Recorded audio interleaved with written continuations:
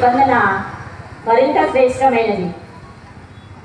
హెబ్రీలకు రాసిన లేఖ 8వ అధ్యాయము 6వ వచనం నుంచి 13వ వచనం వరకు.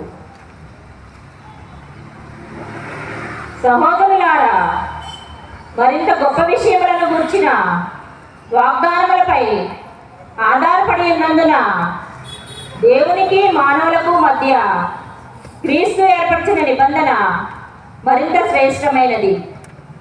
అట్లే వారి కంటే చాలా గొప్పదగు యాజకత్వ కార్యము యేసునకు ఇయ్యబడెను. మొదటి నిబంధన కొరత లేనిదైన ఎడల రెండవ నిబంధనకు అవసరమే ఉండకపోవును. కానీ దేవుడు తన ప్రజల యందు దోషమును ఎత్తి చూపి ఇట్లు చెప్పెను. ప్రభువు ఇట్లు చెప్పుచున్నాడు, ఇశ్రాయేలు ప్రజలతోనూ యూదా తెగతోనూ నేను ఒక క్రొత్త నిబంధనను చేసుకున్న రోజులు సమీపించుచున్నవి. ఐగుప్తు దేశం నుండి బయలుదేరుటకు వారిని నేను చేయి పట్టుకుని నడిపించిన నాడు వారి పితరులతో నెరవేర్చుకునే నిబంధన వలె ఇది ఉండదు. నేను వారితో వనర్చుకునే నిబంధనకు వారు కట్టబడి ఉండలేదు. కావున వారిని గూర్చి నేను శ్రద్ధ వహింపలేదు అని ప్రభువు చెప్పుచున్నాడు. తన దంతరము ఇశ్రాయేలు ప్రజలతో నెనర్చుకొనుచు నిబంధన ఇది అని ప్రభువు చెప్పుచున్నాడు. నా చట్టములను వారి మనసులందు ఉంచెదను, వారి హృదయములపై వానిని వ్రాయుదును. నేను వారికి దేవుడనై యుందును, వారు నా ప్రజలై యుందురు.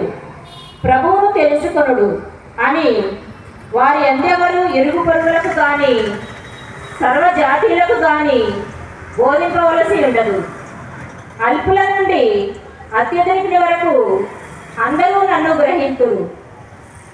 వారి దోషములపై నేను దయచూపుదును, వారి పాపములను ఇంకా జ్ఞాపకము ఉంచుకొనను. క్రొత్త నిబంధనను గురించి ప్రసంగించుటచే దేవుడు మొదటి దానిని పాతదిగా చేసెను. పాతదైన శిథిలముకు ఏదైనా త్వరలో కంటికి కనపడకుండా పోవును. ఇది ప్రభువు వాక్కు. భక్తి కీర్తన. అందరూ ప్రభు ప్రేమయు విశ్వాసతయు ఒకదానిని ఒకటి కలుసుకొనును. ప్రభు నీ ప్రేమను ప్రదర్శింపుము, నీ రక్షణను మాకు దయచేయుము. అతడు తన పట్ల భయభక్తులు చూపువారిని రక్షించుటకు సిద్ధముగా అన్నాడు. అతని సాన్నిధ్యమున మన దేశంలో నెలకొనును. అందరూ ప్రభు ప్రేమయు విశ్వాసతయు ఒకదానిని ఒకటి కలుసుకొనును. ప్రేమయు విశ్వాసతయు ఒకదానినొకటి కలుసుకొనును. న్యాయమును శాంతియు ఒకదానినొకటి ముద్దు పెట్టుకొనును.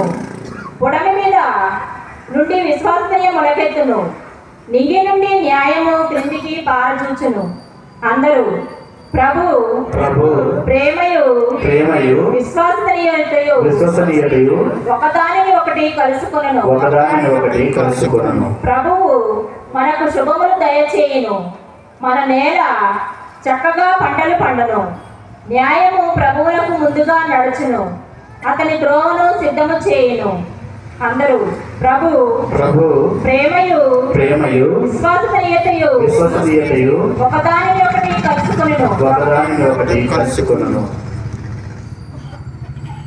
పాడాలి యేసయ్య పాటను, బ్రతుకంతా సాగాలి నా యేసు బాటలో. పాడాలి యేసయ్య పాటను, బ్రతుకంతా సాగాలి నా యేసు బాటలో. హల్లెలూయా hallelujah hallelujah hallelujah hallelujah hallelujah hallelujah హల్లెలూయా. పాడాలి యేసయ్య పాటను,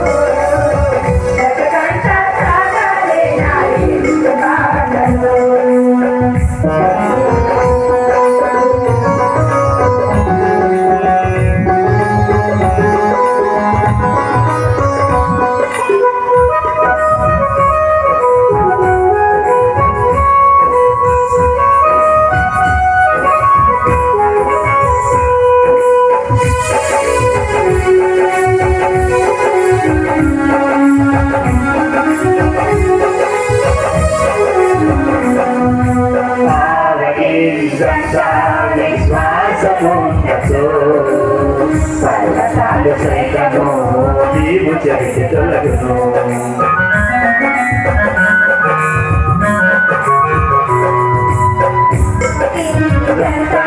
విశ్వాసమున్నచు సర్వసాధు సైతము నీవు చెరిసి తొలగును నీలోని విశ్వాసం బలపరచుకో నీలోని విశ్వాసం బలపరచుకో దీనత్వమును నీవు అలవరచుకో దీనత్వమును నీవు అలవరచుకో సాగాలి యేసయ్య పాదములై సువాసము హల్లెలూయా హల్లెలూయా హల్లెలూయా హల్లెలూయా హల్లెలూయా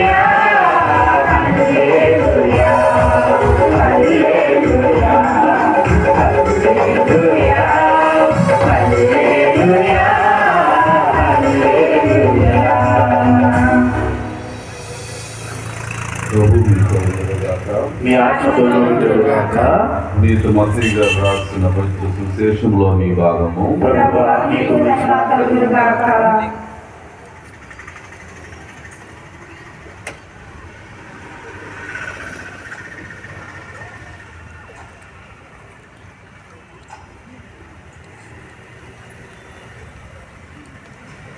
మత్తయి శుభవార్త 5వ అధ్యాయము 13వ వచనం నుండి 16వ వచనం వరకు.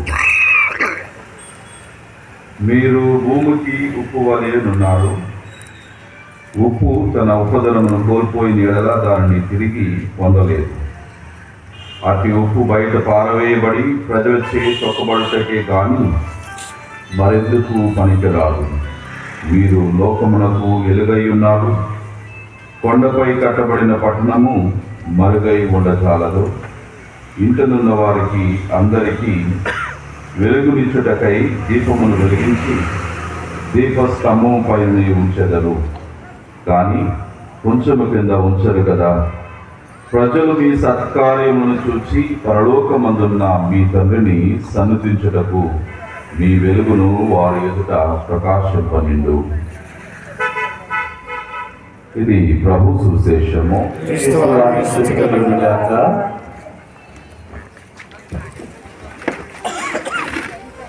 Praise the Lord. Hallelujah. Hallelujah Hallelujah. Hallelujah Hallelujah. హల్లెలూయా.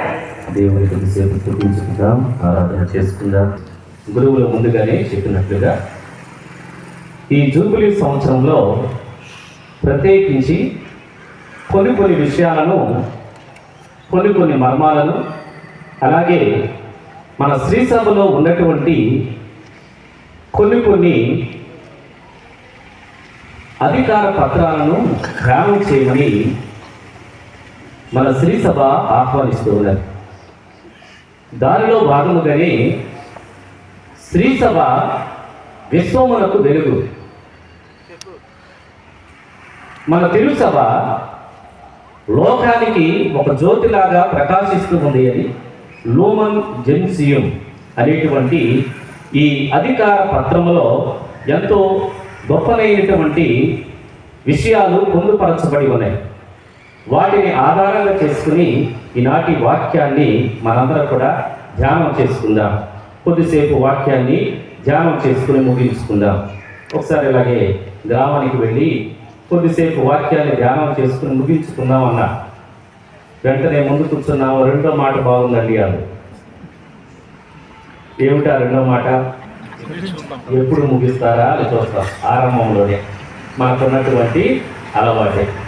ప్రియ స్నేహితులారా, మరి లూమన్ జెన్సియం లోకానికి వెలుగు శ్రీ సభ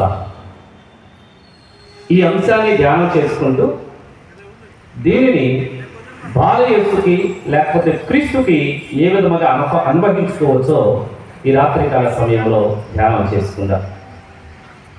1964 నవంబర్ 21వ తారీఖున అప్పుడు జరిగినటువంటి ద్వితీయ వాటికన్ మహాసభలో భాగముగా ఈ లూమన్ జెన్సియం తిరుసభ లోకానికి వెలుగు అనేటువంటి ఈ అధికార పత్రమును అప్పుడు ఉన్నటువంటి పోపు గారు దీనిని ప్రచురించడము జరిగింది. ఇది ప్రచురించడానికి ప్రధానమైనటువంటి కారణం ఏమిటంటే రెండవ వాటికన్ మహాసభ, ద్వితీయ వాటికన్ మహాసభకు ముందు తిరుసభ యొక్క రూపుమాపులు వేరే విధంగా ఉండేవి. అనగా తిరుసభ అంటే మరి ఏదో అనుకోబాకండి, అది ఎక్కడ ఉందో సభ అన్నట్లుగా. తిరుసభ అంటే మన సంఘమే. శ్రీసభ, శ్రీసభ, తిరుసభ అంటూ ఉంటారు. అంటే మంచి సభ, మంచి కలయిక, మంచి కూడిక, మరి ఇలాంటి పర్యాయ పదాలు మనం దీనికి చెప్పుకోవచ్చు. ప్రియ స్నేహితులారా, మరి తిరుసభకి విశ్వాసులకు చాలా మధ్య వ్యత్యాసము ఉండేది. తిరుసభ దానిలో ప్రతినిధులుగా ఉంటున్నటువంటి పోపు గారు, మేత్రానులు, గురువులు వీరందరూ కూడా ఒక వర్గముగా, ప్రజలు మరొక వర్గముగా, ప్రజలకు అంతగా అందుబాటులో లేనటువంటి, యథార్థపూర్వకముగా లేనటువంటి, మన జీవితానికి దగ్గర సంబంధముగా లేనటువంటి పరిస్థితి ప్రథమములో ఈ తిరుసభలో ఉంటూ ఉండేది. ఇది గమనించినటువంటి అప్పుడు ఉన్నటువంటి పోపు గారు, తర్వాత అందులో భాగముగా ఉన్నటువంటి 6వ భక్తనాథ పోపు గారు, వీళ్ళందరూ కూడా తర్వాత పోపు గారు అవ్వటం, వారి ద్వారా అనేకమైనటువంటి విషయాలు ఈ రోమన్ జెరూసలేములో పొందుపరచబడినటువంటివి ఎక్కువగా బాహాటన చేయటం, ప్రజలకు చేరవలో ఉండటం అనేటువంటిది జరిగింది. ఇంతకీ ఇది ఏం చెప్తూ ఉంది? ఈ డాక్యుమెంట్, ఈ పత్రిక, ఈ అధికారపూర్వకమైనటువంటి ఈ పత్రము ఏం చెప్తూ ఉందంటే, తిరుసభ ప్రజలకు చాలా దగ్గరలో ఉండాలి, ప్రజలకు, విశ్వాసులకు చాలా అందుబాటులో ఉండాలి, ప్రజలే ప్రధానంగా చేసుకుని మన తిరుసభ ఉండాలే కానీ అధికారులుగా, గురువులో లేకపోతే ప్రతినిధులు ఉండటము, విశ్వాసులు దీనికి దూరంగా ఉండటం అనేటువంటిది జరగకూడదు. మన తిరుసభలో మార్పు రావాలి, ప్రజలకు అనేకమైనటువంటి విషయాలు అర్థం కావాలి అనేటువంటి ధోరణిలో ఈ సభ ముందుకు వెళ్ళటం అనేటువంటిది, ఈ పత్రిక వెలువరించడం అనేటువంటిది జరిగింది. ఈ పత్రికలో ప్రధానమైనటువంటి విషయం ఏమిటంటే, ఈ అధికార పత్రంలో శ్రీసభ యొక్క నిగూఢమైనటువంటి తత్వాన్ని, యథార్థ స్వరూపాన్ని ప్రజలు అర్థం చేసుకునే విధంగా బోధించాలి. తిరుసభ అంటే అదేదో ఎక్కడో ఉన్నట్లుగా రహస్యమైనటువంటి ఒక యాంత్రికమైనటువంటి సభగాలో, ప్రజలకు అందుబాటులో కనిపించలేనటువంటి, వారి జీవితానికి యథార్థముగా దగ్గరగా ఉండలేనటువంటి సభ మంచిది కాదు. సామాన్య విశ్వాస యొక్క జీవితానికి యథార్థమైనటువంటి సభగా ఈ తిరుసభ రూపుమాపుకోవాలి అని, ఆ తిరుసభ యొక్క యథార్థమైనటువంటి స్వభావం ఏమిటంటే అపోస్తలిక స్వభావం, పరిచర్య, ప్రజలను వేరుకోలేది, ప్రజలను వెలుగుబాటలో నడిపించేది, ప్రజలకు మంచిని బోధించేది, అలాగే వారి యథార్థ జీవితానికి అతి చేరవలో ఉండేటువంటిదే యథార్థమైనటువంటి తిరుసభ యొక్క అది వాస్తవికమైనటువంటి రూపమని వారు చెప్పడం జరిగింది. ప్రియ స్నేహితులారా, అలాగే మరి ఈ జూబిలీ సంవత్సరంలో ఈ పత్రిక వెలువడి ఇప్పటికీ 60 సంవత్సరాలు అయింది. 60 సంవత్సరాలైనా ఇందులో ఉన్నటువంటి విషయాలు చాలా వరకు మనకు తెలియదు. ఈ రోమన్ జెరూసలేం తిరుసభ లోకానికి వెలుగు అనేటువంటి ఈ పత్రికలో అనేకమైనటువంటి విషయాలు మరి పొందుపరచబడి ఉన్నాయి. ప్రియ స్నేహితుల, దీనిలో ప్రధానమైనటువంటి విషయం ఏమిటంటే, చీకటిగా ఉన్నటువంటి లోకానికి తిరుసభ ఒక వెలిగేటువంటి జ్యోతిగా ఉండాలి. ఈ తిరుసభ యొక్క యథార్థమైనటువంటి స్వరూపం ఏమిటంటే, క్రీస్తు లోకానికి వెలుగు అని చెప్పాడు. ఆ క్రీస్తే దాని యథార్థమైనటువంటి స్వరూపముగా ఉండాలి, రూపమై ఉండాలి. ఈ రోమన్ జెరూసలేం ప్రధానమైనటువంటి విషయం ఏం చెప్తుందంటే, తిరుసభ యొక్క ఊపిరి ఏమై ఉండాలంటే క్రీస్తు రూపమై ఉండాలి. ఇది ఎవరో ఊహిస్తే ఎవరో మానవుల చేత ప్రారంభించినటువంటిది కాదు మన సభ, మన సంఘము.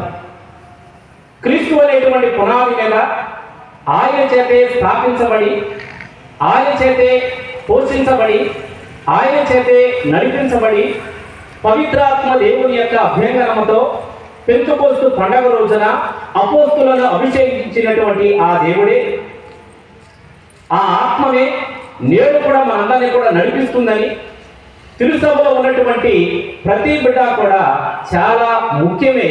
ప్రతి ఒక్కరు కూడా దేవుని యొక్క రూపమై ఉన్నారు, తిరుసభ సభ్యులై ఉన్నారు అని తిరుసభకి, క్రీస్తు బంధానికి, అలాగే విశ్వాసి యొక్క జీవనానికి ముడిపెడుతూ అనేకమైనటువంటి విషయాలు ఈ లోమన్ జెన్సీలో, ఈ పత్రికలో రాయబడి ఉన్నాయి ప్రియ స్నేహితుల.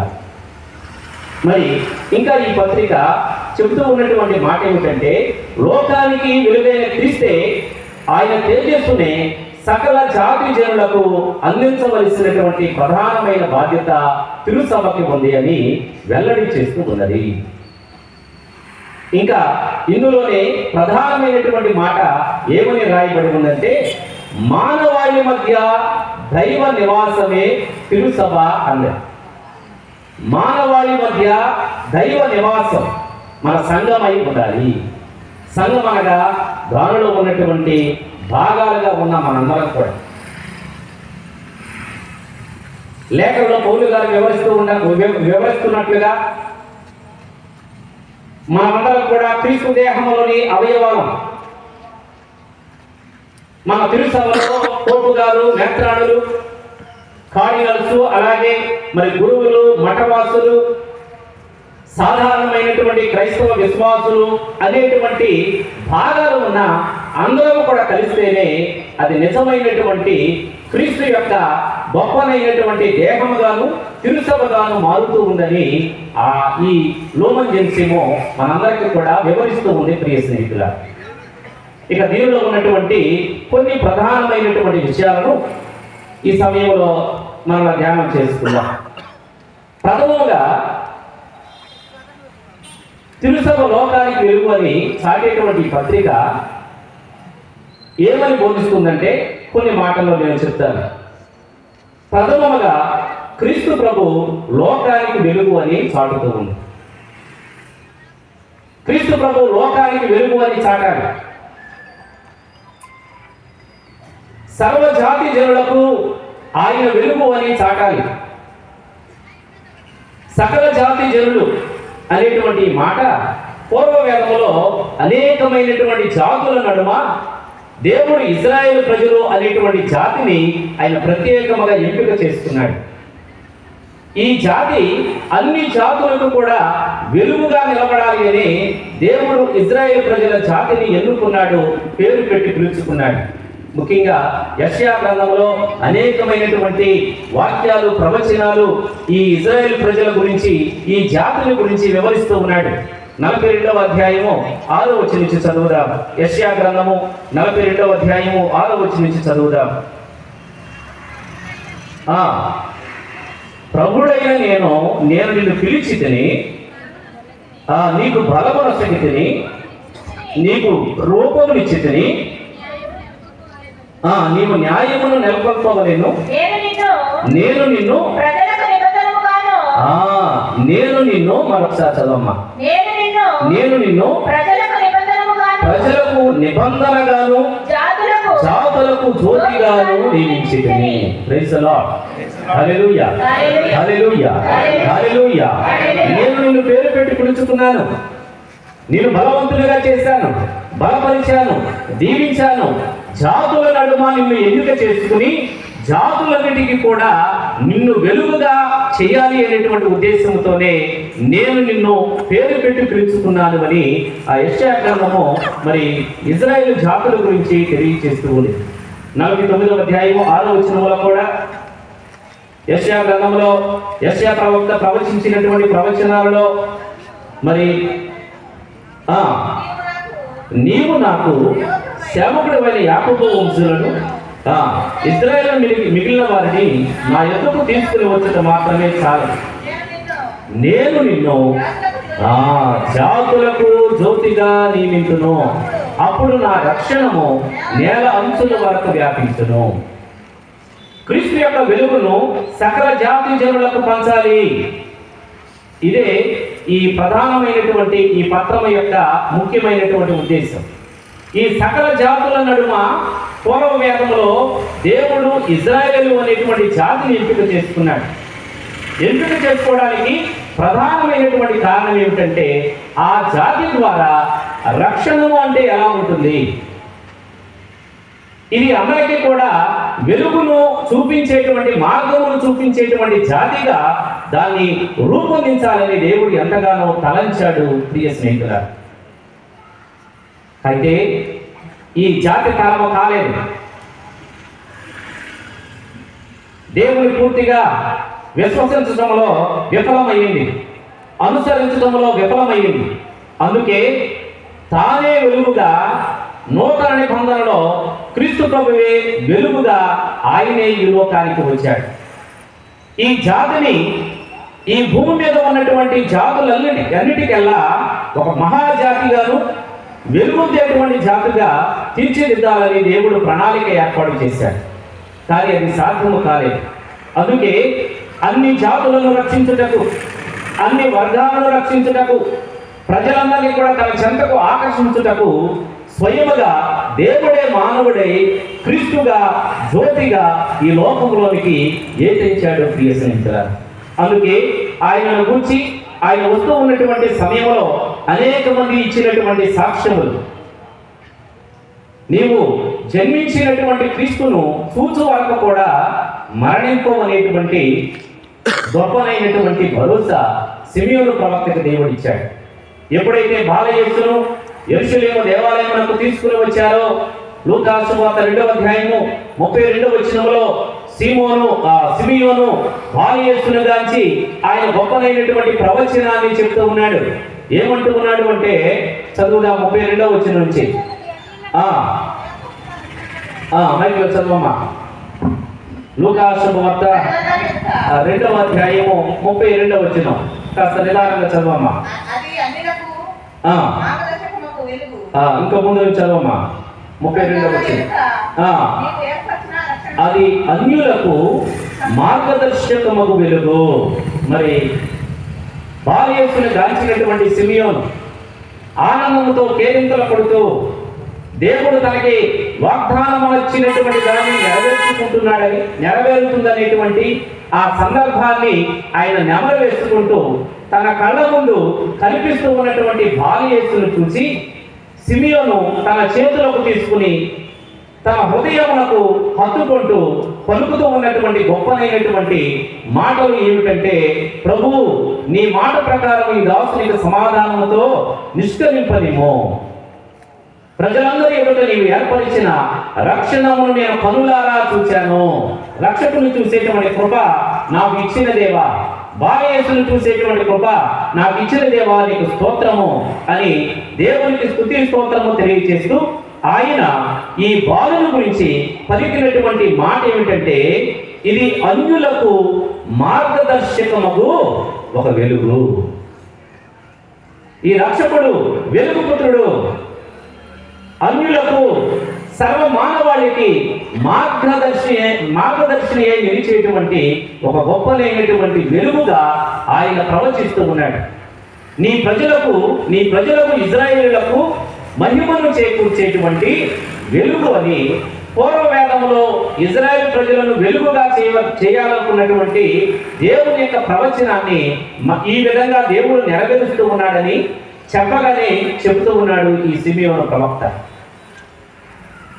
దేవుడు ఏర్పరిచినటువంటి రక్షణ, ఈ వెలుగును చూసేటువంటి కృప నాకు ఇచ్చావు కనుక వెలుగుకి ఆయన సాక్ష్యం ఇస్తూ ఉన్నాడు. ఇక ఆయన రాకముందే ఆయన రాకడ కొరకు ప్రజలను సంసిద్ధమనరుస్తూ పాప భీతిని కలిగిస్తూ పాపము నుండి వైదొలుగుటకు, పాప విమోచనకై, పాప ప్రక్షాళనకై యోర్దాను నదిలో జ్ఞానస్నానము పొందమని ప్రజలను సంసిద్ధము చేస్తున్నటువంటి యోహాను గారు కూడా క్రీస్తుని ఎప్పుడు చూడాలని ఎదురు చూశాడు. క్రీస్తుని ఎప్పుడు చూడాలని ఎదురు చూశారు. ఆయన కూడా క్రీస్తు ప్రభు గురించి చెప్పినటువంటి మాట ఏమిటంటే, ఆయన మరి క్రీస్తు ఏమిటంటే లోకానికి వెలుగు అన్నాడు. ఆయన వెలుగు అని ఆయనే ప్రకటిస్తూ ఉన్నాడు. బాప్తిస్మ యోహాను గారు కూడా క్రీస్తును వెలుగు అన్నారు. యోహాను సువార్త 1వ అధ్యాయంలో, యోహాను సువార్త 1వ అధ్యాయం 7వ వచనం నుంచి వాక్యాన్ని చదువుకుందాం. అతని మూలమున అందరూ విశ్వసించుటకు అతడు ఏమంటున్నాడంటే, నేను ఆ వెలుగునకు సాక్ష్యం ఇచ్చుటకే నేను ఎచ్చట వచ్చాను. నా జీవితం అంతా కూడా ఏమిటంటే, నేను ఎందుకు సృజించబడ్డాను అంటే, నా జీవితం యొక్క ప్రధానమైనటువంటి లక్ష్యం ఏమిటంటే క్రీస్తుని చూపించాలి. ఆ వెలుగుకు సాక్ష్యం ఇవ్వటానికే నేను వచ్చాను. అయ్యా, ఇన్ని కార్యాలు చేస్తున్నావు, నీ జీవన విధానంలో చూస్తే నీవే దేవుడు అనిపిస్తుంది. నీవేనా ఆయన అంటే నేను కానే కాదు అన్నాడు.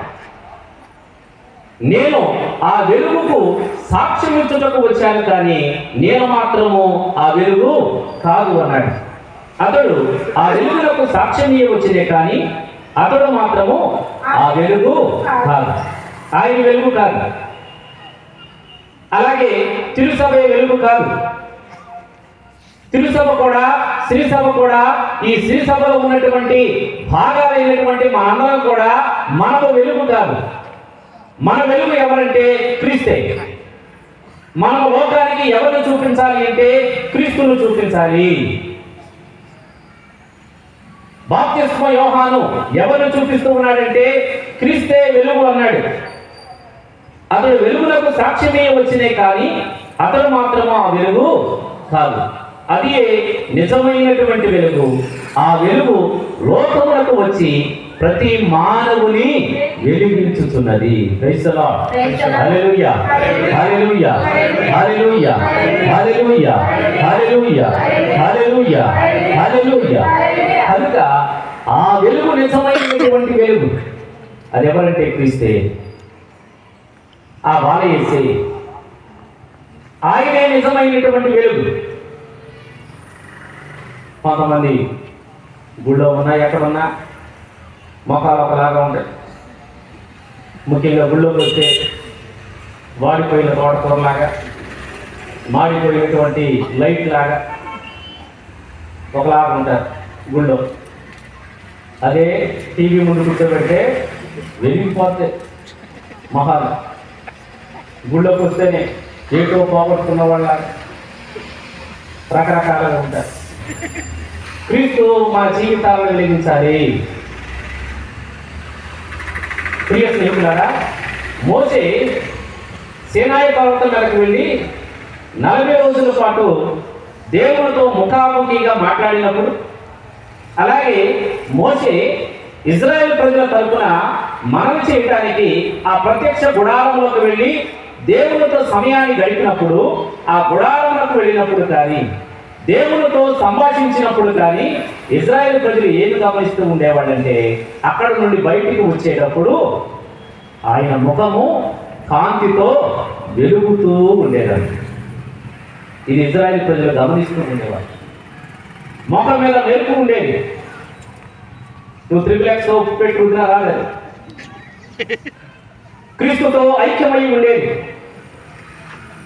క్రీస్తు నుండి పొందేటువంటి వెలుగు, క్రీస్తు నుండి పొందేటువంటి శక్తి మనకి ఒక గొప్పదైనటువంటి దివ్య వెలుగుతో నింపుతూ ఉంటుంది. ఆయనే నిజమైనటువంటి వెలుగు. అదే నిజమైన వెలుగు. ఆ వెలుగు లోకములకు వచ్చి ప్రతి మానవుని వెలిగించును, వెలుగుతో నింపును. ఇది ఒక దైవికమైనటువంటి అనుభూతి. ఈ అనుభూతి దైవ సన్నిధిలోనే మనకు దొరుకుతూ ఉంటుంది. ఈ అనుభూతి దేవుని యొక్క సాన్నిధ్యంలోనే మనం పొందుకుంటూ ఉంటాం. ప్రియ స్నేహితులారా, మరి బాప్తిస్మ యోహాను ఏమన్నాడంటే, మరి ఆ వెలుగుని నేను కానే కాదు అన్నాడు. 22వ వచనంలో చదువుకుంటూ ఉంటాం. యోహాను సువార్త 1వ అధ్యాయంలోనే 22వ వచనంలో, అయ్యా మరి నీవు క్రీస్తువా, ఏలియావా, ప్రవక్తవా, నీవెవరవు అని అన్నప్పుడు ఆయన ఏమంటూ ఉన్నాడంటే, మమ్మ పంపిన వారికి మేము ఏదో ఒక సమాధానం తీసుకువెళ్ళాలి, నీవెవడవు, నిన్ను గురించి నీవు ఏమి చెప్పులేవు అని అడిగినప్పుడు అందుకు అతడు ఏమన్నాడంటే, యెషయా ప్రవక్త పలికినట్లుగా ప్రభు మార్గమును సిద్ధము చేయుడని ఎడారులు గొంతెత్తి పలికేటువంటి స్వరమే కానీ నేను మాత్రము క్రీస్తుని కాదు అని ఆయన కరాఖండిగా చెప్పి ఉన్నాడు. ప్రియ స్నేహితుల, ఆయన ఎవరిని చూపించాడంటే లోకానికి వెలుగుగా ఈ లోకంలో అవతరించినటువంటి క్రీస్తునే ఈ లోకానికి పంచాడు. అదే తిరుసభ ప్రధానమైనటువంటి పరిచర్య. తిరుసభ అనగా మనందరం కూడా చెప్పుకున్నాం. కాస్త అంతస్తులో భేదాలు ఉన్న ప్రతి ఒక్కరము కూడా నేను ఏ సంఘానికి అయితే చెందానో నీవు కూడా అదే సంఘానికి చెంది ఉన్నావు.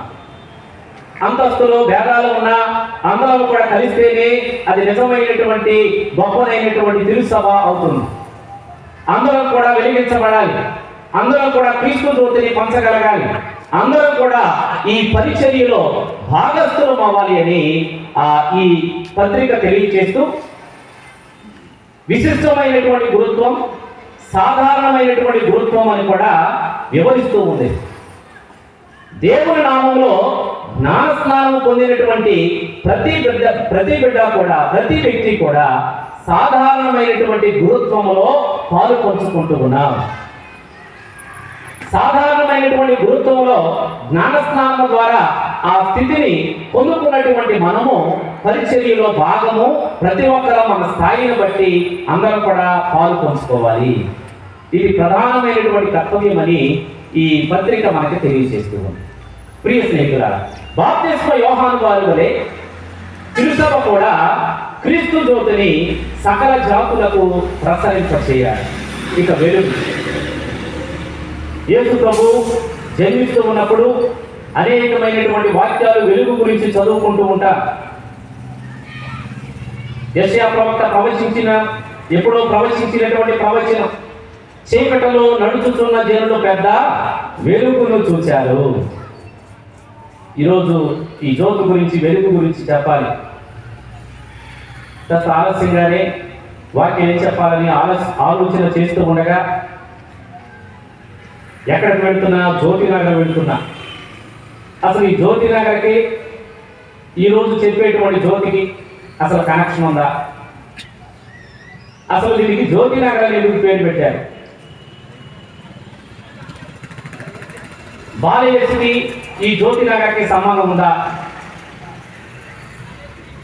బాలయేసు పుట్టినప్పుడు ప్రమోతులను తీసుకువెళ్ళి గుడి చుట్టూ తిరిగి, దేవాలయం చుట్టూ తిరిగి ప్రవక్తులను వెలిగిస్తూ ఉంటారు, బాలయేసుకు ప్రార్థన చేస్తూ ఉంటారు.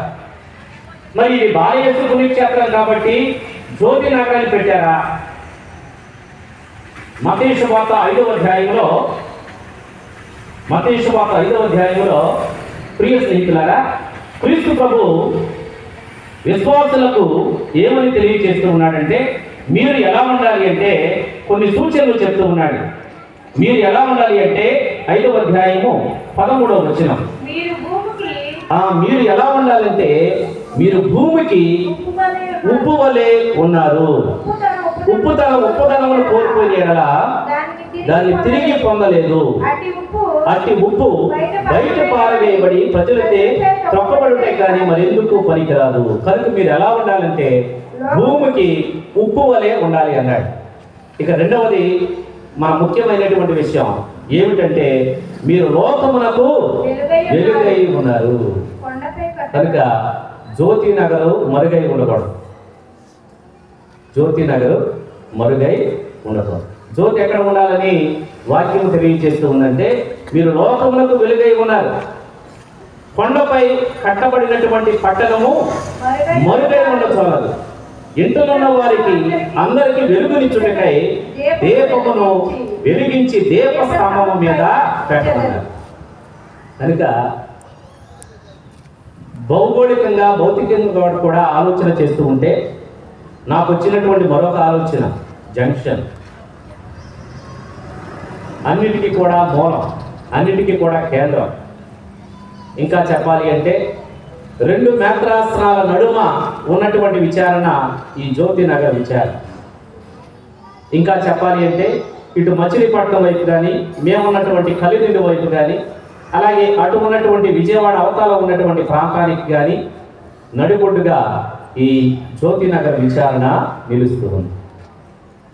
ఈరోజు శ్రీసభ లోకానికి వెలుగు అనేటువంటి వాక్యాన్ని ధ్యానం చేస్తున్నటువంటి తరుణంలో ఈ జ్యోతి నగర్ అనేటువంటి పేరు ఎందుకు పెట్టారు? ఈరోజు నాకు ఈ వాక్యం అనిపించారు. లోకానికి వెలుగు తిరుసభ అనేటువంటి ఈ బిరుదు ఏమిటి? ఇవన్నీ కూడా కాస్త కలబోసి ఆలోచన చేస్తూ ఉంటే, ప్రియ స్నేహితులారా, వెలిగించబడినటువంటి జ్యోతి మరుగై ఉండచాలదు. ఎత్తైనటువంటి దీపస్తంభం అనగా అందరికీ కూడా ఆదర్శవంతమైనటువంటి క్రీస్తు జ్యోతి ఈ జ్యోతి నగరంలో ప్రకాశింపచేయాలి. అది ఈ విచారణ విశ్వాసుల యొక్క బాధ్యత. ప్రియ స్నేహితులారా, వెలుగు ఏం చేస్తుంది? మరి నీ వాక్యము కీర్తనకారుడు అంటూ ఉన్నాడు, నీ వాక్యము నా పాదములకు దీపము, నాకు మరి త్రోవాని కూడా ఆయనే పలుకుతూ ఉన్నాడు. మరి 27వ కీర్తన మనం చదువుకున్నాం. ప్రభువే నాకు జ్యోతి, ప్రభువే నాకు దీపము అంటూ ఉన్నాడు. నేను దేనికి భయపడాలంటూ ఉన్నాడు. ఇక క్రీస్తు ప్రభువే స్వయముగా తన గురించి తాను తెలియజేస్తూ ఏమంటూ ఉన్నాడంటే, లోకమునకు వెలుగు నేనే అన్నాడు. ముఖ్యంగా యోహాను సువార్త 8వ అధ్యాయంలో 12వ వచనం నుంచి చదువుకుంటూ వెళ్తుంటే, క్రీస్తు తన గురించి నేను మంచి కాపరులు అన్నాడు. ఇంకా రకరకాలైనటువంటి విషయాలు తెలియజేస్తూ తన గురించి తాను చెప్పినటువంటి మాటలలో మరి యేసు మరలా వారితో ఏమంటూ ఉన్నాడంటే, లోకమునకు వెలుగు నేనే, లోకానికి వెలుగు నేనే, వెలుగుగా నేను ఈ లోకానికి వచ్చాను. నేనే మార్గమును సత్యమును జీవమన్నటువంటి క్రీస్తు మరొక సందర్భంలో ఏమంటూ ఉన్నాడంటే, ఆ మార్గము వెంబడ నడిపించగలిగినటువంటి త్రోవ చూపించగలిగిన లోకానికి వెలుగును కూడా నేనే అన్నాడు. ప్రతి ఒక్కరు కూడా ఇదిగో ఇది ఒక దైవ మార్గం అని ఒక మార్గాన్ని చూపించారు, కానీ నేనే మార్గము, నేనే సత్యము, నేనే జీవమని చెప్పినటువంటి వ్యక్తి లోకములో ఎవడలేడు. అలాగే అదిగో వెలుగు అని అక్కడెక్కడ వెలుగును చూపిస్తున్నారు, కానీ ఆ వెలుగు నేనే అని చెప్పినటువంటి వ్యక్తి కూడా ప్రభు అయినటువంటి క్రీస్తే. నేనే లోకమునకు వెలుగు అన్నాడు. నీవు కానీ నన్ను అనుసరిస్తే, జ్యోతినగర్ సంగమా, నీవు జ్యోతిని పట్టుకొని నీ జ్యోతిని వెలిగించుకొని క్రీస్తు చూపినటువంటి ఆ వెలుగు మార్గములో నీవు నడవగలగాలి. లోకములకు వెలుగు నేనే, నన్ను అనుసరించువాడు ఇక అంధకారమున నడువక జీవపు వెలుగును వాడు పొందుకుంటూ ఉంటాడు. Praise the Lord. Hallelujah, hallelujah, hallelujah. నన్ను అనుసరించువాడు, లోకమునకు వెలుగు నేనే, నన్ను అనుసరించువాడు ఇక అంధకారమున లేడు. అంధకారం అనగా ప్రియ స్నేహితులారా పాపము, అంధకారం అనగా సాతాను యొక్క శక్తి, అంధకారం అనగా ఇహలోకమైనటువంటి శారీరకమైన వ్యసనాలు, బంధనాలు, ఇవన్నీ కూడా. నీవు నిజముగా జ్యోతి నగర్ క్రీస్తు జ్యోతిని నీవు స్వీకరించి ఆయనను అనుసరించినట్లయితే నీవెక్కడ ఉండాలి అంటే ఎత్తైనటువంటి ప్రదేశంలో తావులో పెట్టబడాలి. అందరికీ వెలుగును చూపించేటువంటి జ్యోతిగా వెలగాలి. ఎవడైతే నన్ను అనుసరిస్తూ ఉంటాడో, క్రీస్తు జ్యోతి గురించి ధ్యానం చేస్తున్నటువంటి ఈ గడియలో గురువులు ప్రథమముగా చెప్పినట్లుగా బాల యేసు పుట్టినప్పుడు, యేసు ప్రభు ఈ లోకంలో జన్మించినప్పుడు లోకంలో ఒక వింతైనటువంటి వెలుగు కలిగింది. ఆ వింతైనటువంటి తారను దాంచి ప్రజలందరూ కూడా, ముఖ్యంగా 3 జ్ఞానులు, రాజులు మరి చక్కని ఆ తార చూపించేటువంటి వెలుగు చూపించేటువంటి మార్గంలో నడిచి బాలుని చేరుకోగలిగారు. ప్రక్కనే ఉన్నటువంటి హేరోదు మాత్రము ఆ వెలుగును సమీపించలేకపోయాడు. ప్రియ స్నేహితుల, వెలుగును సమీపించలేకపోయాడు. వెలుగు చెంతకి రాలేకపోయాడు ప్రియ స్నేహితులారా. వెలుగు చెంతకి రాలేకపోయాడు కనుక నీవు వెలుగు పుత్రుడిగా జీవిస్తున్నావా? క్రీస్తుని అనుసరిస్తూ ఉన్నావా? వెలుగు మార్గంలో నడుస్తూ ఉన్నావా? యోహాను సువార్త 3వ అధ్యాయంలోనే 19వ వచనం నుంచి చదువుకుంటూ వెళుతుంటే, యోహాను సువార్త 3వ అధ్యాయం 19వ వచనం నుంచి చదువుదాం. ఆ తీర్పు ఏమనా లోకమున వెలుగు అవతరించినది, కానీ మనుషుల జ్యోతి నగరం పెట్టుకుంటే సరిపోదు. ఈరోజు లోకానికి వెలుగని వాక్యాన్ని ధ్యానం చేస్తే సరిపోదు. ఎంతమందిని ఈ వెలుగులోకి రావాలని ఆశపడుతూ ఉన్నాం. మరి తీర్పు ఏమిటా? తీర్పు అంటే ఆ తీర్పు ఏమన్నా లోకమున వెలుగు అవతరించినది. లోకమున క్రీస్తు అవతరించాడు. వెలుగుగా ఈ లోకానికి వెలుగును చిమ్మటానికి, రక్షణ ప్రసాదించడానికి క్రీస్తు జన్మించాడు. వెలుగు ఈ లోకములకు వచ్చింది. కానీ కానీ కానీ మనుషులు మాత్రము దుష్క్రియలు చేయుచు వెలుగు కంటే చీకటినే ఎక్కువగా ప్రేమించారు. ఫ్లడ్ లైట్లు పెట్టుకున్న దగ్గర మనుషులు కూర్చోరు కొంతమంది. ఏంటంటే చీకట్లో కూర్చుంటాడు దూరంగా వెళ్ళి. ఎందుకంటే వెలుగు పడదు కొంతమందికి. వెలుగు అంటే భయం. కారణం ఏమిటంటే దుష్క్రియలు చేయాలి. వెలుగు చీకటి, పాపము పుణ్యము. ప్రియ స్నేహితులారా, పాపమును విడిచిపెట్టండి, చీకటి శక్తులను బంధించండి, చీకటిని విడిచిపెట్టండి. ఈ లోకంలో వెలుగు అవతరించింది, కానీ ప్రజలు గమనించక ఏం చేస్తూ ఉన్నారంటే దుష్క్రియలు చేయుచు. వాళ్ళు వెలుగు కన్నా దేన్ని ప్రేమిస్తున్నారంట? వెలుగు కన్నా చీకటినే ఎక్కువగా ప్రేమిస్తూ ఉన్నారు. ప్రియ స్నేహితులారా, చీకటి అనగా ఇంకా నేను పాపములోనే ఉండాలి. వెలుగు చెంతకు నేను రాలేను, వెలుగును సమీపించలేను. క్రీస్తు లోకానికి వెలుగుగా వచ్చిన చాలా మంది ఈ వెలుగు కన్నా చీకటినే ఎక్కువగా ప్రేమించారు. కారణం ఏమిటంటే దుష్క్రియలు చేయొచ్చు. దుష్క్రియలు చేయ ప్రతివాడు వెలుగును ద్వేషించును, అతడు తన దుష్క్రియలు బయలుపడకుండానట్లుగా వెలుగును సమీపింపడు. కానీ సత్పత్రుడు తన కార్యములు దేవుని చిత్తానుసారంగా చేయబడినవని ప్రత్యక్షమగుటకు వెలుగును సమీపించును. అందుకే మరి నికోదేము చీకటిలో వచ్చాడు క్రీస్తు చెంతకి, ఎవరు చూడకూడదని. కారణం ఏమిటంటే ఈయన యూదా ఆ మతాధికారుల దగ్గర పనిచేస్తూ ఉన్నాడు. క్రీస్తు వారికి విరోధి, క్రీస్తు చెంతకు వెళ్ళకూడదు. కానీ నికోదేము క్రీస్తులో ఉన్నటువంటి వెలుగును గమనించాడు.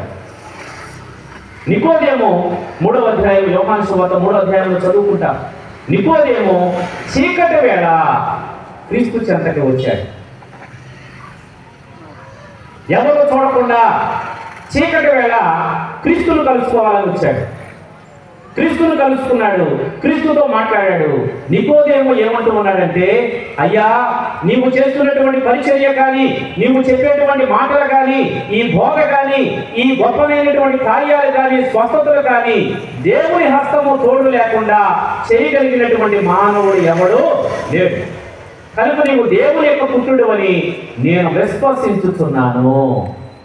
ఇది చీకటిలో వచ్చినటువంటి మిటుకుమంటూ వచ్చినటువంటి నికోదేము ఎవరిని సమీపించాడంటే చీకటిలో వచ్చిన వెలుగు చెంతకు ఆకర్షించబడ్డాడు. నికోదేముని దేవుడు దీవించాడు. నీవు మరలా జన్మించిననే తప్ప నికోదేము మరలా జన్మించాలి. ఏమిటంటే చీకటిని విడిచిపెట్టు, దుష్క్రియలను విడిచిపెట్టు, నూతనమైనటువంటి జీవనాన్ని మరలా నీవు ప్రారంభించినట్లయితే గొప్ప కార్యాలు దేవుడు నీ యందు చేస్తాడు అని దీవించాడు. ఈ అంధకారము తొలగించబడాలి, ఈ అంధకారం అనేటువంటి ముసుగు మన నుండి తొలగించినప్పుడే మరి తమస్సు తప్పివనను దేవుని యొక్క వెలుగు మన పైన ప్రకాశించాలి. అదే క్రిస్మస్, అదే బాలయేసు మాకు ఇచ్చేటువంటి గొప్పనైనటువంటి సందేశం ప్రియ స్నేహితులారా. అందుకే ఎఫెసీ సంఘానికి రాసిన లేఖలో మరి పౌలు గారు మరి చక్కని మాటలు పలుకుతూ ఉన్నాడు. ముఖ్యంగా 5వ అధ్యాయం అంతా కూడా ఏమంటూ ఉన్నాడంటే, మీరు వెలుగుకు సంబంధించినటువంటి బిడ్డలు వెలుగు పుత్రులుగా జీవించండి, చీకటిని విడిచిపెట్టండి, చీకటికి సంబంధించినటువంటి పనులన్నీ కూడా మానివేయండి, ఇక సమయము ఆసన్నమైనది, దేవుని పోలి జీవించండి అని ఆయన తెలియజేస్తూ ప్రియ స్నేహితులారా అనేకమైనటువంటి విషయాలు ఈ 5వ అధ్యాయంలో మరి ఆయన తెలియజేస్తూ ఉన్నాడు. 11వ వచనం నుంచి చదివినట్లయితే, చీకటికి సంబంధించిన నిష్ప్రయోజనమైన పనులు చేయు వారితో మీరు ఎట్టి సంబంధం లేకుండా జీవించండి, అంతేకాక వారిని కూడా మీరు వెలుగులోనికి తీసుకురండి. ఇదే పరిచర్య. చీకటిలో ఉన్నటువంటి వారిని కూడా మనం వెలుగులోనికి తీసుకురావాలి. చేదరించుకోవడం కాదు, దూరం చేసుకోవడం కాదు, చీకటి యందు ఉన్నటువంటి వారిని కూడా క్రీస్తు చెంతకు మనం నడిపించగలగాలి. మరి 14వ వచనంలో కనుక ఏమంటూ ఉన్నాడంటే, చీకటి నిద్ర కనుక ఏమంటూ ఉన్నాడంటే, కనుక నిద్రితుడా మేల్కొనుము, నిద్రితుడా మేల్కొనుము. ఈ చీకటిలో ఉన్నటువంటి వారిని ఎవరితో పోలుస్తూ ఉన్నాడంటే, నిద్రపోయేటువంటి వారితో పిలుస్తూ ఉన్నాడు. అదేంటో తెలియదు కొంతమంది. ఎప్పుడైతే గురువు వాక్యం మొదలు పెడతాడో అప్పుడు వెంటనే నిద్ర వచ్చేస్తాడు. ఒక రోజు ఫాదర్ గారి దగ్గరికి పరిగెత్తుకు వచ్చింది. ఏంటమ్మా అంటే, మా అబ్బాయి నిద్రపోవట్లేదు అంత. నేనేం చేయాలంటే, పొద్దున్న చెప్పారు వాక్యం, అది చెప్పండి వచ్చి ముందు నిద్రపోతాడు బావుడు అంటున్నాడు. నిద్రితుడా మేల్కొనుము. ఏమిటి నిద్ర అంటే శారీరకమైనటువంటి నిద్ర కాదు. నిద్ర వస్తే పడుకోండి, పర్వాలా, మంచి ఆరోగ్యం. కానీ దీనికన్నా భయంకరమైనటువంటిది ఏమిటంటే పాపమందు నిద్ర. ఎప్పుడైతే కోడి కూసిందో ఉలిక్కిపడి లేచాడు పేతురు. ఆయన ఎవరు అసలు నాకు తెలియదని బొంకి చాటున దాక్కుంటూ ఉన్నటువంటి పేతురు ఒక్కసారిగా కోడి కూసింది. క్రీస్తు చెప్పిన మాట తన మదిలో మెదిలింది. ఉలిక్కిపడి లేచాడు, బయటకు వెళ్ళాడు. ఎక్కి ఏడ్చి, నేనా ఇంత పని చేసి సన్నిధానంలో ఉన్నటువంటి వాక్యవాదం నెవరు వేసుకుంటూ ఉన్నాం. విన్నటువంటి వాక్యవాదం ప్రకారం చీకటిని విడిచిపెట్టి వెలుగు పుత్రులుగా జీవిస్తూ మీ సాక్షులుగా ఉండేటువంటి కృపను మాకు ప్రసాదించండి. మా తెలుగు సభలో ప్రత్యేకించి జ్యోతి నగరి విచారణను దీవించి ఆశీర్వదించారు. ఇక్కడ ఉన్నటువంటి విశ్వాసులను, గురువులను, ప్రదేశాలను, పాతి ప్రదేశాల పెద్దలను, యువకులను, చదువుతున్నటువంటి బిడ్డలకు మంచి జ్ఞానమును ప్రసాదించండి. ఇక్కడ చేత ప్రతి ఒక్కరిని కూడా ఆశీర్వదించడం మనవలన్నిటిని మన ఆదుని వినిపిస్తున్నాము అడుగుతున్నాము తండ్రి.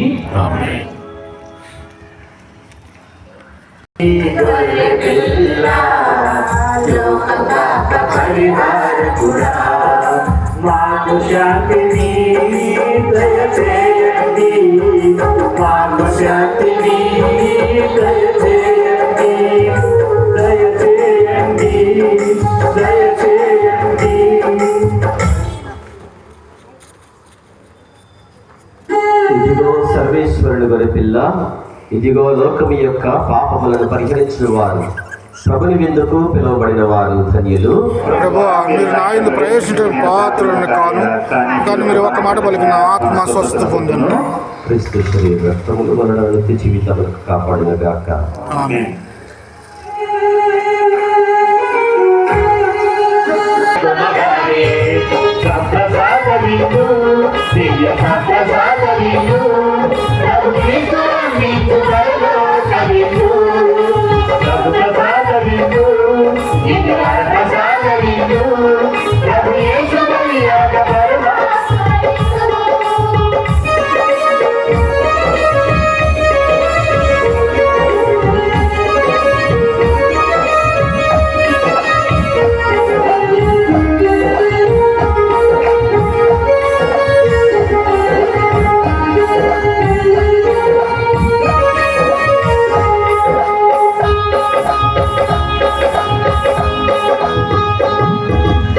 పన్నా విందును మరిపించే మధురమైన విందు నృత్య కోరను తెగిలించే నిత్య జీవ విందు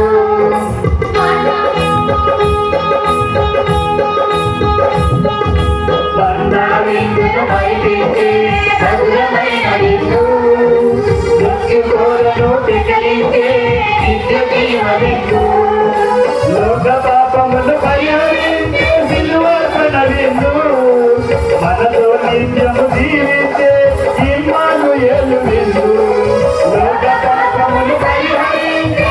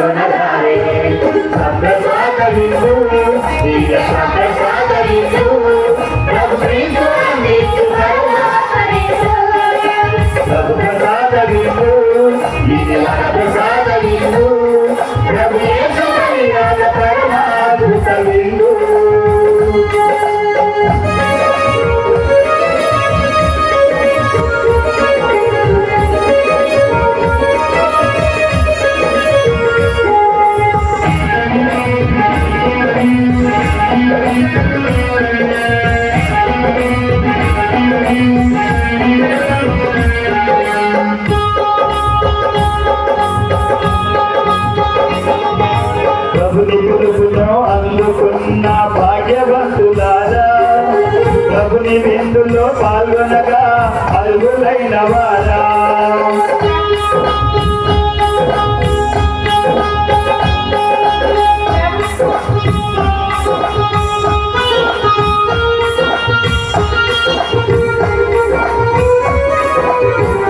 పరిశుద్ధ శ్వేత వస్త్రములు ధరించి రండి ప్రభుని దివ్య